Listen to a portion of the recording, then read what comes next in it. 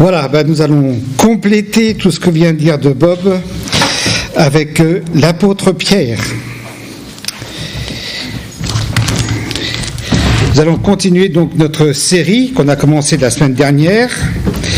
La semaine dernière, je vous rappelle, nous avions vu comment un aspect de la souffrance, parce que la souffrance est un vaste sujet, et donc on en avait vu un aspect.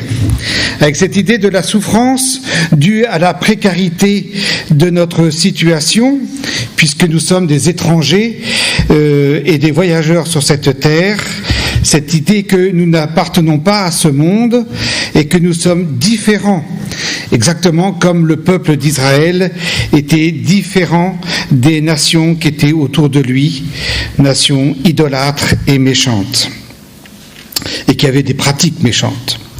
Étrangers sur cette terre aussi avec cette idée de souffrance due à notre mission et notre rôle d'être en bénédiction pour notre entourage, mais qui souvent reste hostile à notre témoignage. Donc pour nous encourager, Pierre rappelle que nous avons été élus, choisis, voulus par Dieu.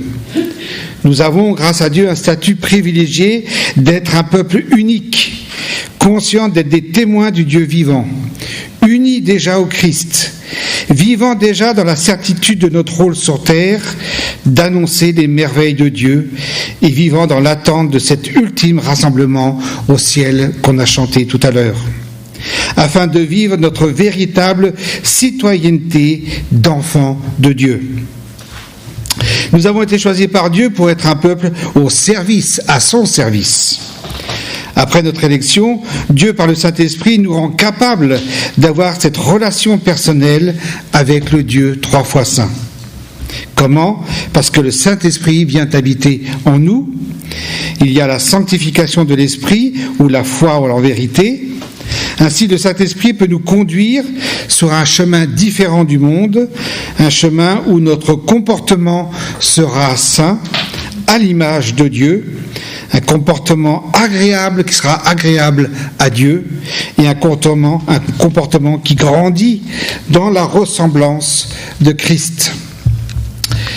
Et puis, nous avions vu aussi dans ces premiers versets que Dieu nous a choisis en vue de l'obéissance et de l'aspersion du sang de Christ. Pierre nous fait un rappel, l'aspersion du sang renvoie au sacrifice de l'Ancien Testament, Lévitique 16, verset 14, avec cette notion d'expiation, de purification, mais aussi avec cette notion d'alliance. Pensons aux paroles de Jésus quand il a instauré la Sainte Seine, en Matthieu 26, 28, Jésus nous dit « Car ceci est mon sang, le sang de l'alliance qui est répandu pour beaucoup pour le pardon des péchés. » Donc Pierre s'adresse à des chrétiens où cette association obéissance, purification, sanctification, cette notion était déjà connue. Dieu nous a choisis pour l'obéissance. Le malheur des hommes, la misère humaine, sa mort, sa perdition est lié à sa volonté d'être son propre maître et de s'affranchir de toute autorité qui viendrait limiter son désir, son égoïsme, d'où cet état d'esclave de ses passions déréglées. Dieu ne nous choisit pas juste pour nous rétablir dans notre dignité première, pour qu'à nouveau nous fassions ce que bon nous semble et de retomber dans les anciennes ornières. L'œuvre du Saint-Esprit, une fois que nous sommes convaincus de péché, d'insuffisance, et nous aide à recevoir Christ, et ainsi c'est de disposer l'homme à l'obéissance. C'est de l'appeler à se soumettre librement, par amour et reconnaissance du salut accordé par Jésus-Christ. Bob nous en a parlé longuement. Notre obéissance, notre consentement, renouvelé par l'Évangile, nous permet de vivre une existence toute nouvelle. Notre élection nous rend participants à une vie nouvelle et éternelle. Cette vie a sa source, son existence et son devenir dans le sang de Jésus-Christ, dans sa mort et sa résurrection. Alors nous allons continuer notre texte de 1 Pierre et nous allons lire donc les versets suivants, les versets 3 à 9. 1 Pierre 1, 3 à 9. Loué soit Dieu, le Père de notre Seigneur Jésus-Christ.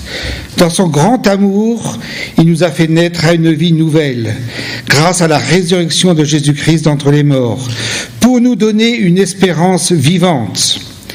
Car il a préparé pour nous un héritage qui ne peut ni se détruire, ni se salir, ni perdre sa beauté. Il le tient en réserve pour vous dans les cieux, vous qu'il garde par sa puissance au moyen de la foi en vue du salut qui est prêt à être révélé au moment de la fin. Voilà ce qui fait votre joie, même si actuellement il faut que vous soyez attristés pour un peu de temps par diverses épreuves. Celles-ci servent à éprouver la valeur de votre foi. Le feu du creuset n'éprouve-t-il pas l'or qui pourtant disparaîtra un jour ? Mais beaucoup plus précieuse que l'or périssable est la foi qui a résisté à l'épreuve. Elle vous vaudra louange, gloire et honneur aux yeux de Dieu lorsque Jésus-Christ apparaîtra. Alors, nous pourrions donner comme titre « La louange dans l'épreuve ». Pierre va commencer par nous parler d'abord des actions de Dieu, avant de nous parler du but de la souffrance. Alors, quelles sont les actions de Dieu ? Déjà, verset 3, « Dans son grand amour, il nous a fait renaître, il nous a fait naître à une vie nouvelle. » Ou dans d'autres versions, nous aurons régénéré. En quoi consiste donc cette vie nouvelle ? Naître à une vie nouvelle, la régénération. Pourquoi est-elle nécessaire ? La régénération est un mot pour décrire le changement radical et définitif opéré par le Saint-Esprit dans l'attitude d'une personne. Nous sommes justifiés par la foi en Jésus-Christ. Ça, c'est notre changement juridique de statut de condamné à cause de notre péché, mais par la foi en Jésus-Christ, nous sommes acquittés. Ça, c'est le côté juridique, procès. La régénération, elle, va être ce processus de transformation de notre être moral et spirituel qui était dû à cause de notre corruption, de notre vie d'avant, pour nous amener à ressembler à Christ. La Bible explique que les effets du péché sont si graves, si sérieux, que sans la régénération, personne ne pourrait rentrer dans le royaume de Dieu. C'est Dieu qui en prend l'initiative, par amour pour nous, et qui amène chacun à se repentir activement, à croire en Jésus-Christ, sa mort pour son péché, l'expiation, et en sa résurrection, et ensuite à marcher en nouveauté de vie, accepter ce don de la vie éternelle. La régénération, ou naître de nouveau, ou se renouveler, sont des synonymes. Cela ne change pas notre personnalité profonde, mais la personne subit une influence différente, car au lieu d'être gouvernée par le péché, comme avant, et être esclave du péché, elle est maintenant dirigée vers Dieu par l'action du Saint-Esprit. La personne régénérée n'est pas parfaite, mais elle doit croître en maturité spirituelle et être continuellement remplie du Saint-Esprit. Et comment faire ? Eh bien, c'est par la méditation, par la prière et la vie communautaire, la vie de l'Église. La régénération crée en nous un homme nouveau, une nouvelle créature, dira Paul. Le Seigneur nous communique une nouvelle nature, une nouvelle identité. Ainsi, nous sommes déjà ressuscités spirituellement avec Christ qui vit en nous par le Saint-Esprit. Ainsi, cela nous permet de vivre pour sa gloire. Voir les premiers chapitres de Éphésiens. Alors, on a été régénérés pour une espérance vivante. Ici, le sens n'est pas le sens du français courant d'une attente d'un bien envié et considéré comme accessible dans un futur peut-être, j'irai peut-être au paradis. Non. Ici, c'est plutôt dans son sens que nous sommes déjà en possession de ce bien. La vie nouvelle reçue de Dieu va déboucher sur une pleine obtention des biens espérés. Pierre nous fait entrevoir toute la vie chrétienne de son départ, avec la nouvelle naissance, jusqu'à la vie éternelle. L'aboutissement, la plénitude, la finalité de notre espérance. Et puis, c'est une espérance vivante, c'est-à-dire authentique, qui ne meurt pas, qui ne déçoit pas, comme les espoirs humains. Une espérance vivante, car son contenu est la vie nouvelle que nous avons, cette vie éternelle que nous avons en Jésus-Christ. Et c'est une espérance vivante, car nous attendons le Christ, qui agit déjà dans l'Église et le monde, et qui va surtout revenir. Christ est ressuscité, il vit, il prépare son Église, et bientôt il y aura cette rencontre de Christ et de son Église pour l'éternité. Et puis, une espérance vivante par la résurrection de Christ. Quelles sont les conséquences de sa résurrection au Christ ? Il a été déclaré Fils de Dieu avec puissance. Tout pouvoir lui a été donné dans le ciel et sur la terre.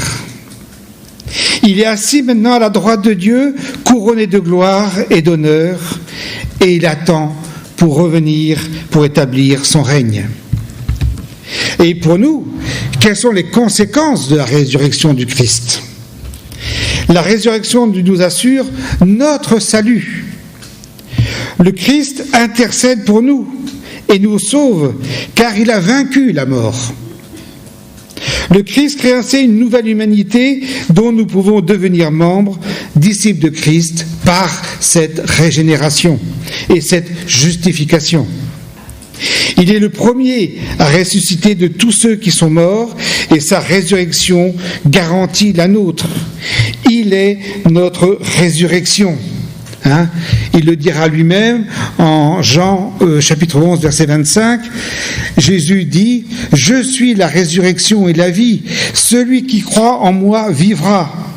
Quand même il serait mort, et quiconque vit et croit en moi ne mourra jamais. » Crois-tu cela ? En Romains 8 verset 11, Jésus dit... Non, je me suis trompé. En Romains 8.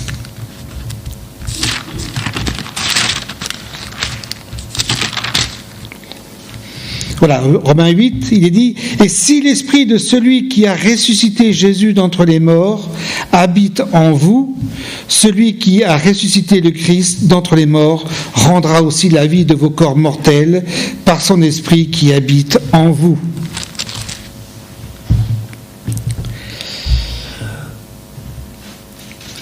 Donc, pour ceux qui appartiennent à Christ, ceux qui sont passés par cette nouvelle naissance, cette régénération, nous avons l'assurance de ressusciter pour être avec Christ.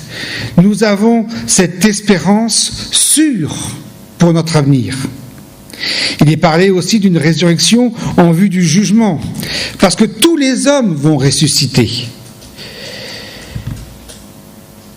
Tous les hommes vont ressusciter, mais ceux qui n'ont pas accepté la mort expiatoire de Christ pour eux et qui restent dans cette incrédulité face à la résurrection iront au jugement et en enfer. Jésus le dit, il le précise bien, le roi, donc Jésus, dira à ceux qui sont à sa droite, « Venez, vous qui êtes bénis de mon Père, prenez possession du royaume qui vous a été préparé dès la fondation du monde. » Et puis, un peu plus loin, il est dit, ensuite il dira à ceux qui sont à sa gauche, « Retirez-vous de moi, maudits, allez dans le feu éternel qui a été préparé pour le diable et pour ses anges. » Donc, on a été régénéré aussi pour un héritage. Un héritage qui ne peut ni se détruire, ni se salir, ni perdre sa beauté. Et Dieu le tient en réserve pour vous dans les cieux. Christ, le Fils unique du Père, est de droit l'héritier de toutes choses. Ça, c'est Hébreux qui nous le dit. Hébreux 1, verset 2. Mais par sa grâce, étant justifiés, nous sommes devenus, nous aussi, héritiers de ce salut. et de cette vie nouvelle. Dieu lui-même nous garantit cet héritage en nous donnant le sceau et le gage du Saint-Esprit. Éphésiens 1, 14. Les disciples de Christ, par adoption dans la famille de Dieu, partagent maintenant cet héritage. Paul nous dit en Romains 8, 17 que nous sommes co-héritiers avec le Christ. Alors, quel est cet héritage qui nous attend ? C'est le royaume de Dieu, Matthieu 25, 34. C'est la terre, Matthieu 5, 5. Cette terre qui sera purifiée du mal et qui va être tout transformée. C'est le salut et la vie éternelle. Notre héritage, c'est Dieu lui-même, Deutéronome 18, 2. Et nous sommes l'héritage de Dieu, 1 Roi 8, 53. Et puis, il y a aussi ce beau verset de l'Apocalypse qui nous dit « Puis je vis un nouveau ciel et une nouvelle terre, car le premier ciel et la première terre avaient disparu, et la mer n'était plus, et je vis descendre du ciel d'auprès de Dieu la ville sainte, la nouvelle Jérusalem, préparée comme une épouse qui s'est parée pour son époux. » Et j'entendis du trône une voix forte qui disait « Voici le tabernacle de Dieu avec les hommes. Il habitera avec eux, ils seront son peuple, et Dieu lui-même sera avec eux. » Voilà notre héritage, il est là. Il y sera toute larme de leurs yeux et la mort ne sera plus. Il n'y aura plus ni deuil, ni cri, ni douleur, car les premières choses ont disparu. Et celui qui est assis sur le trône dit « Voici, je fais toutes choses nouvelles. » Et il dit « Écris, car ces paroles sont certaines et véritables. » Donc l'héritage, contrairement au bien que les hommes se transmettent, ne peut ni se corrompre, ni souiller, ni flétrir. Parce qu'il ne sera pas atteint par le mal, il va garder toute sa valeur, toute sa qualité. Cet héritage échappe aux atteintes du mal et du temps, car il est gardé dans les cieux dès maintenant. Car il existe, ce n'est pas un rêve, ce n'est pas une utopie, il est caché en Dieu et il est pour nous. Cette certitude de ce privilège a des conséquences pour nous dans l'immédiat. Cette notion d'héritage est intéressante parce que dans notre monde, l'héritage est un bien que l'on obtient par voie de succession, par testament, au décès de la personne, que l'on reçoit après le décès de la personne. C'est une richesse quand l'héritage est conséquent, bien sûr. C'est une richesse que nous obtenons sans l'avoir acquis ou sans l'avoir gagné. Avec Dieu, c'est pareil. C'est une grâce, c'est un don qui nous le fait. Pierre nous parle d'héritage, d'espérance comme but de la régénération. Nous sommes gardés en vue du salut et c'est dès aujourd'hui présent. Le salut, c'est un concept fondamental dans l'ensemble des Écritures. Cela implique une libération d'une menace, d'un danger, d'une domination. Et l'exemple typique, c'est la délivrance d'Israël. C'est aussi le salut des 8 personnes avec Noé du déluge. Et je disais tout à l'heure que notre certitude du salut avait des conséquences immédiates. Déjà maintenant, nous sommes libérés aussi des forces d'asservissement.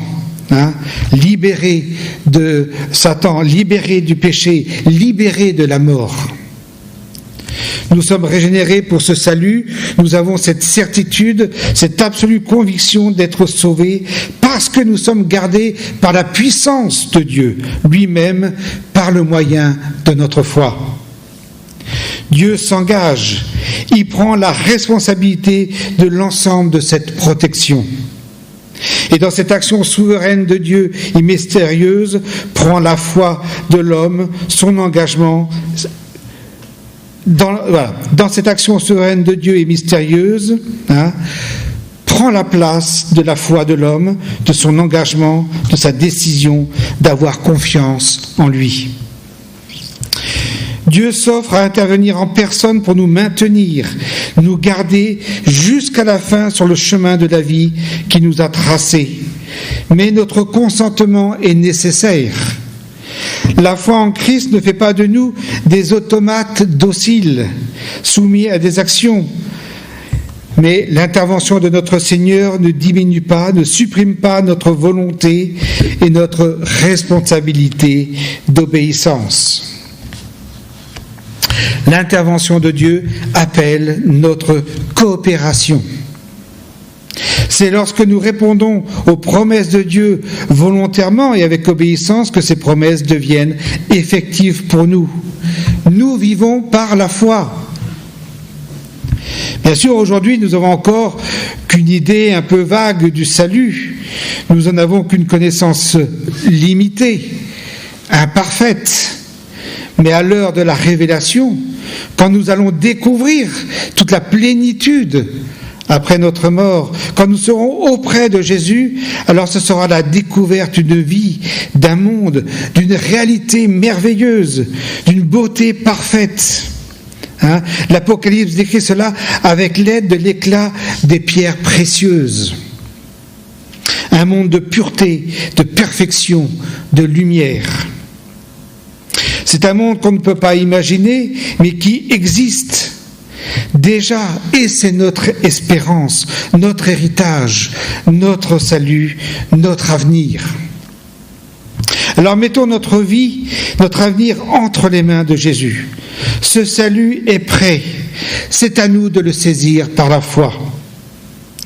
Le temps passe, les événements de ce monde s'accélèrent, l'incrédulité grandit, la plus grande masse de gens préfèrent prendre le chemin large, mais ces chemins larges où tout le monde suit comme des moutons, c'est le chemin de la perdition.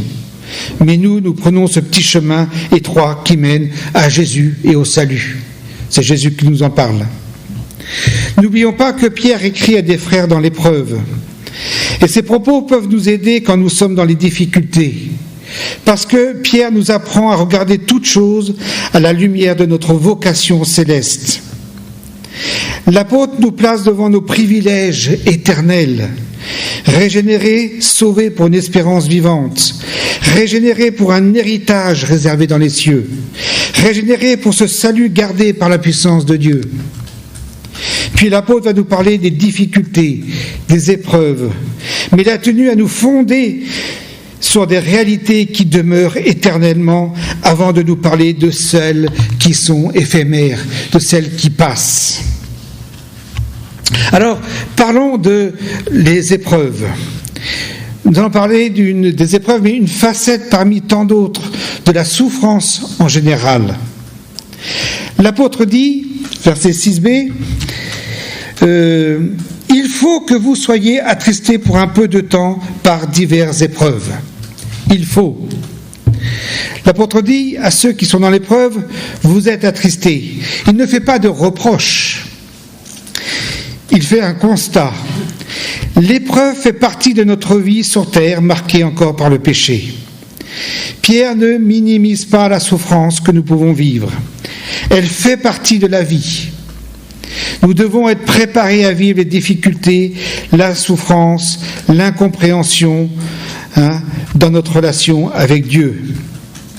Le risque face à la souffrance, c'est que nous nous détournions de Dieu parce que nous avons quelque sorte l'idée qu'avec Dieu, tout doit être la bénédiction, tout doit être positif, tout doit être encourageant, que Dieu nous doit santé et prospérité et que la vie doit être comme un long fleuve tranquille où nous pourrions aller à la pêche, à la truite tranquillement.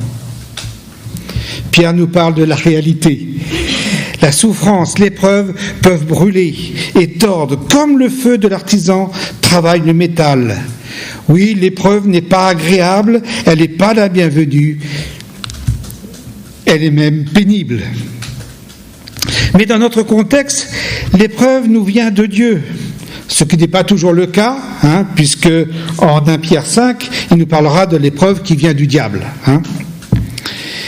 Pierre invite ses lecteurs à évaluer leurs difficultés, non pas à partir de la méchanceté des hommes ou des difficultés des circonstances, mais à la lumière de la souveraineté de Dieu et de ses intentions.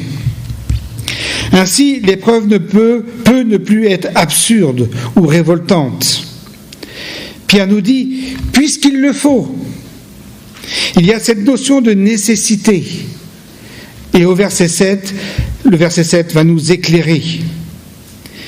L'image du passage des métaux au creuset est connue dans la Bible. Nous avons de nombreux passages qui nous montrent l'épreuve, les vicissitudes du croyant fidèle, parce qu'elles ont un sens. Dieu les veut et Dieu les permet.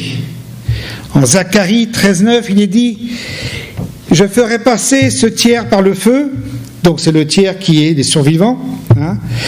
Oui, je l'épurerai, ainsi qu'on épure l'argent, et je l'éprouverai comme on éprouve l'or.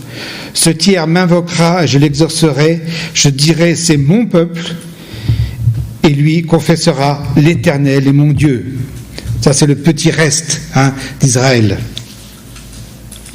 Psaume 66, 10, peuple, bénissez notre Dieu, faites retentir sa louange. Il a conservé la vie de notre âme, il n'a pas permis que notre pied chancelle. Car tu nous as éprouvés, ô Dieu, tu nous as fait passer au creuset comme l'argent, tu nous as amenés dans le filet, tu as mis sur nos reins un pesant fardeau. Tu as fait monter des hommes sur nos têtes, nous avons passé par le feu et par l'eau, mais tu nous as tirés pour nous donner l'abondance. Faites retentir votre louange, malgré ce qu'ils ont passé. C'est intéressant.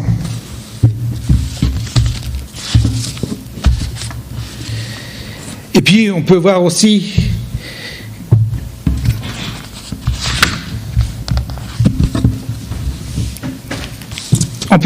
que donc l'épreuve peut prendre plusieurs formes. En Exode 16, 4, il est dit « L'Éternel dit à Moïse, voici, je ferai pleuvoir pour vous du pain du haut des cieux. Le peuple sortira et il ramassera jour par jour la quantité nécessaire afin que je le mette à l'épreuve et que je vois s'il marchera ou non selon ma loi. » C'est intéressant parce que le peuple, au lieu de demander à Dieu de subvenir à leurs besoins, avait réagi en murmurant, en râlant. Ils n'étaient pas français, mais en murmurant. Ils se plaignent, ils passaient leur temps à se plaigner de la pitié de soi, ou bien la peur, l'inquiétude, l'ingratitude. Ils avaient quand même la mémoire courte parce que ça se passe quelques jours après la sortie de l'Égypte. Ils avaient déjà oublié les grandes bénédictions du salut, de la délivrance. Ici, Dieu veut éprouver son peuple par rapport à un commandement. Il va leur donner la nourriture jour après jour. Il ne restera rien pour demain. Et s'ils en gardaient pour demain, elle était pourrie. Cette épreuve est là pour faire grandir spirituellement à cette école quotidienne, pour que le peuple ait confiance en son Dieu et qu'ils obéissent, pour qu'ils aient la satisfaction et la reconnaissance que Dieu prend soin d'eux jour après jour. Dieu prend soin d'eux. Quelle grâce il agit envers nous. Moïse dira un peu plus tard, en Exode 20, Moïse dit au peuple, ne vous effrayez pas, car c'est pour vous mettre à l'épreuve que Dieu est venu, et c'est pour que vous ayez sa crainte devant les yeux, afin que vous ne péchiez point. C'est pédagogique. En Deutéronome 13.3, il est dit, autre épreuve qui prend une autre forme, tu n'écouteras pas les paroles de ce prophète ou de ce songeur, car c'est l'Éternel votre Dieu qui vous met à l'épreuve pour savoir si vous aimez l'Éternel votre Dieu de tout votre cœur et de toute votre âme. Vous irez après l'Éternel votre Dieu et vous le craindrez. Vous observerez ses commandements, vous obéirez à sa voix, vous le servirez et vous vous attacherez à lui. C'est intéressant parce que Dieu met à l'épreuve la fidélité de son peuple. Et donc c'est à nous de connaître notre Bible pour revenir au Seigneur, pour voir si on aime l'Éternel. Donc il nous demande de discernement par rapport à tout ce qu'on entend. Or c'est dans notre Bible qu'on va trouver la vérité, de la méditer. Et quand je vois les lettres et les épîtres, c'est presque mot pour mot qu'il faut méditer cette parole. Parce que c'est elle qui va nous protéger, c'est elle qui est importante, qui va nous révéler des notions grandioses et qui va nous protéger des erreurs et des faux prophètes. Dieu permet que des faux prophètes opèrent des miracles et des prodiges. Jésus en parle en Matthieu 24, 31. Et aujourd'hui aussi, on entend des discours audacieux, par exemple sur l'immunité des chrétiens face au Covid-19. Moi, je veux bien, mais il y a eu quand même 72 morts. Ça, c'est la réalité aussi, par rapport à ces faux prophètes. En Juge 2, il est dit... Alors la colère de l'Éternel s'enflamma contre Israël et il dit « Puisque cette nation a transgressé mon alliance que j'avais prescrite à ses pères, et puisqu'ils n'ont pas obéi à ma voix, je ne chasserai plus devant eux aucune des nations que Josué laissa quand il mourut. C'est ainsi que je mettrai par elle Israël à l'épreuve, pour savoir s'ils prendront garde ou non de suivre la voie de l'Éternel, comme leurs pères y ont pris garde. » Ici, il y a infidélité du peuple, il y a un manque d'obéissance. Dieu réagit en n'accordant pas la délivrance complète. Ces nations vont rester comme un caillou dans la chaussure des Israélites, des occasions de chute, de péché, de se tromper. Et l'histoire, d'ailleurs, après, nous apprend que Israël a adopté leur idolâtrie. Quelle leçon pour nous aussi ? Ce compromis, cette idolâtrie entraîne l'apostasie, c'est-à-dire que tout doucement, ça va nous éloigner de Dieu. Ou bien on va rester à l'écart, compromis avec son ancienne vie et la nouvelle vie en Christ, c'est ce que le Seigneur ne veut pas. Car soit on est tout pour lui, soit on n'est rien. Et pourquoi Dieu est aussi, je dirais, tranchant ? C'est parce que si on reste dans cette espèce de compromis, immanquablement, à un certain moment, face à une crise, à une tentation ou quoi que ce soit, on va retourner en arrière. Parce que ça sera plus facile de retourner en arrière dans le monde. Parce qu'il est plus facile de laisser notre vieille nature prendre le dessus. La foi, la vie chrétienne demande des choix. C'est vrai qu'il peut être douloureux. Quand on voit dans certains pays ceux qui changent de religion, c'est la persécution. C'est vrai que des choix peuvent être douloureux, même ici dans nos familles. C'est mal accepté qu'on change de religion. Mais nous avons des décisions à prendre, nous avons des efforts, des progrès à faire pour atteindre le but, et ça en vaut le coup. Alors pourquoi cette épreuve ?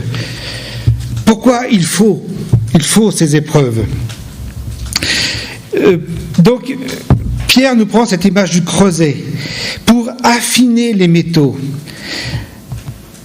Pour affiner les métaux, c'est une mise au service d'une théologie positive de l'épreuve et d'une présentation de la foi comme une réalité susceptible de modification et de progrès. Notre foi, notre attachement à Dieu est éprouvable. Elle doit être soumise à des opérations douloureuses parce qu'il y a des éléments nocifs, sans valeur, qui doivent être écartés pour que notre foi devienne un fondement solide. Cette purification de notre foi est nécessaire pour garder ce qui est approuvé par Dieu, garder le caractère authentique de notre foi. On a des fois des chrétiens qui disent, dans les conversations comme ça, « Ah là là, je touche du bois parce que pourvu qu'il n'arrive pas à ce malheur. » Ah bon ? Dieu n'est-il pas assez puissant pour qu'il faut que tu rajoutes une idole muette, inefficace, sans valeur ? Ésaïe 44, 17, Ésaïe 48, 5. La révélation biblique dénonce la croyance au hasard, à la fatalité, aux sœurs aveugles et intelligents, et puis des remèdes d'idoles en bois. L'épreuve est là pour nous permettre de faire le point sur notre foi.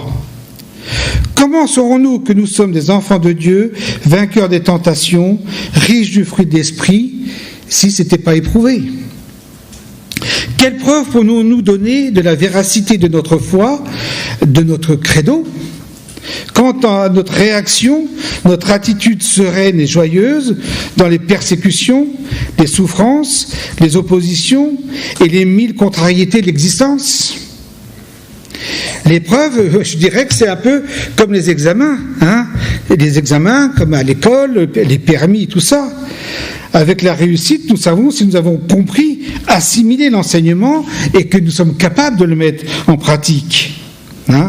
Violette en aurait pu nous en parler des examens. Et encore, les examens, c'est pas un concours avec le Seigneur. C'est pas les meilleurs qui iront au ciel. C'est tout le monde. Mais il faut éprouver notre foi. Et c'est dans l'épreuve que va se manifester l'authenticité de notre foi. Mais il arrive que, la peur, des intérêts, des égoïsmes, des illusions accompagnent nos réactions. L'épreuve va nous donner la qualité de notre confiance, de notre attachement et de notre obéissance à notre Seigneur. Exprimer notre foi, c'est entendre notre Sauveur dire, comme il a dit à Abraham en Genèse 22, 12, l'ange dit, ne porte pas la main sur l'enfant et ne lui fais rien, car je sais maintenant que tu crains Dieu et que tu ne lui as pas refusé ton fils unique. Voilà. L'épreuve ira jusqu'à ce que Dieu comprenne que nous avons la crainte de Dieu, une crainte parfaite de Dieu. Une crainte, c'est pas la peur, c'est découvrir son amour. Et cet exemple nous montre la souveraineté de Dieu, sa maîtrise dans les événements. Paul nous rappelle cette promesse en 1 Corinthiens 10, verset 13. Les tentations qui vous ont assaillis sont communes à tous les hommes. Donc on est tous dans le même bateau. D'ailleurs, Dieu est fidèle et ne permettra pas que vous soyez tentés au-delà de vos forces. Mais au moment de la tentation, il préparera le moyen d'en sortir pour que vous puissiez y résister. Dieu nous permet des épreuves, mais il nous accompagne dans ces épreuves. Il ne nous laisse pas tout seuls. Il nous accompagne pour que nous puissions en tirer le meilleur. Et Jésus aussi dénoncera l'attitude de beaucoup de chrétiens. En Luc 8,13, il dit « Ceux qui sont sur le roc, ce sont ceux qui, lorsqu'ils entendent la parole, la reçoivent avec joie. Yes ! Mais ils n'ont point de racines. Leur foi n'a pas été encore éprouvée. Et ils croient pour un temps. Ah oui, ils croient pour un temps. Mais ils succombent au moment de la tentation. Alors attention, attention. Jésus nous prévient. Il faut s'enraciner. Dieu veut savoir quel est le fond de notre cœur. Et l'exemple de l'histoire de l'Exode sert d'arrière-plan à Pierre et nous sert aussi d'exemple pour notre éducation. En Deutéronome 8.2, il nous dit « Souviens-toi de tout le chemin que l'Éternel, ton Dieu, t'a fait faire pendant ces 40 années de désert. Il voulait t'humilier et te mettre à l'épreuve pour connaître les dispositions de ton cœur et savoir si tu respecterais ou non ses commandements. » Alors, nous voyons tout le côté pédagogique de Dieu. Et où en sommes-nous ? Où en sommes-nous ? Quelles sont les dispositions de notre cœur ? Est-ce qu'il nous faut passer par les épreuves pour épurer ? Est-ce qu'on est prêt à respecter les commandements de Dieu, à craindre Dieu, et de se confier en lui jour après jour, et nous attendre à Dieu ?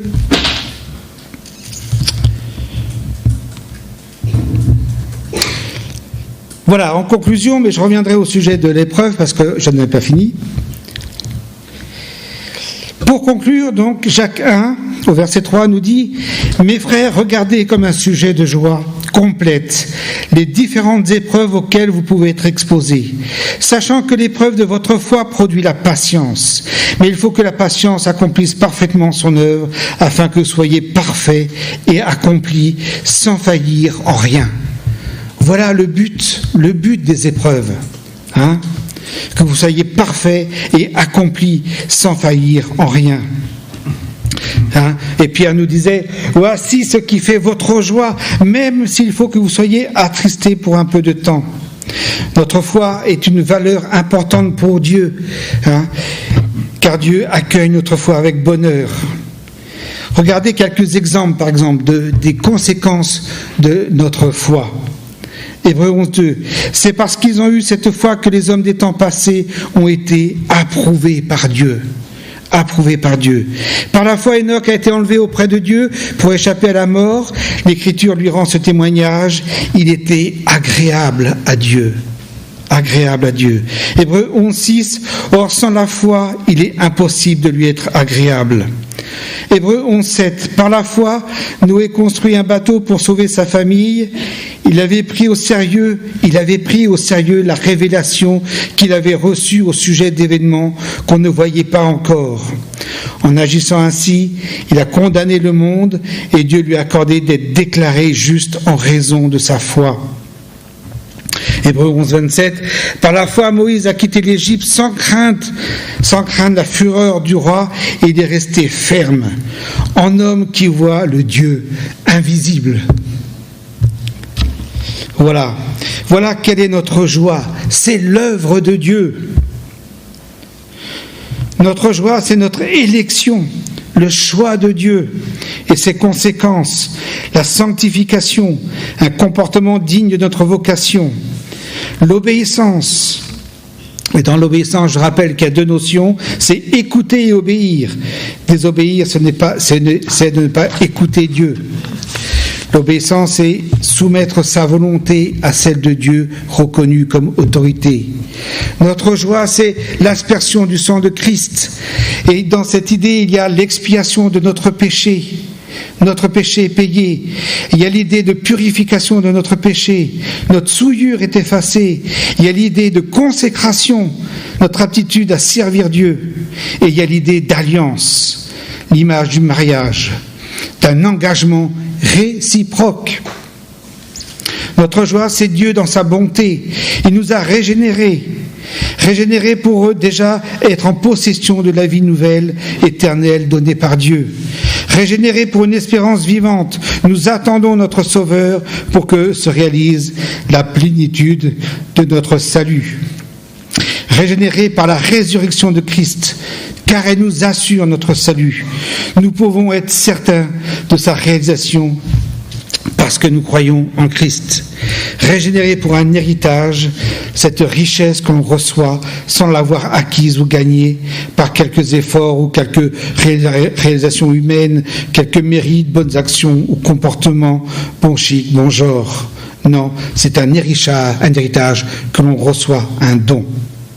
Régénérés pour le salut, préparés, transformés pour ressembler à Christ, parce que nous allons vivre éternellement avec lui. Et ces épreuves sont là pour nous éduquer et pour nous purifier. 10 points qui peuvent nous réjouir. En plus, nous avons la grâce et la paix en abondance, qui nous disait au verset 2. Voilà les valeurs de notre joie qui deviennent l'objet de notre louange, de notre approbation. Et c'est l'honneur et la gloire que nous rendons à Dieu parce qu'il nous a fait de nous des participants à des privilèges divins. Nous pouvons vraiment et sincèrement bénir notre Dieu, comme il était dit au verset 3. Loué soit Dieu, ou dans d'autres versions, c'est béni soit Dieu. Nous pouvons vraiment sincèrement bénir notre Dieu pour tout ce qu'il est, un Dieu de bonté et de miséricorde. Et nous pouvons bénir notre Dieu, notre Seigneur Jésus-Christ, pour tout ce que nous venons de voir. Bénir, louer, rendre gloire et honneur doivent s'accompagner de la foi. La foi étant l'obéissance de la conscience, du cœur et de la volonté, à la vérité de Dieu et à la volonté de Dieu, pour être trouvé comme Job. Job 23, 10. C'est Job qui parle. Cependant, il sait bien quelle voie j'ai suivie. Dieu qu'il me passe au creuset, j'en sortirai comme pur, comme l'or. Car j'ai toujours suivi la trace de ses pas. J'ai marché sur la voie qu'il a prescrite. Je n'ai pas refusé d'obéir à ses ordres. J'ai fait plier ma volonté pour obéir à ses paroles. Job, quel exemple pour nous. Amen.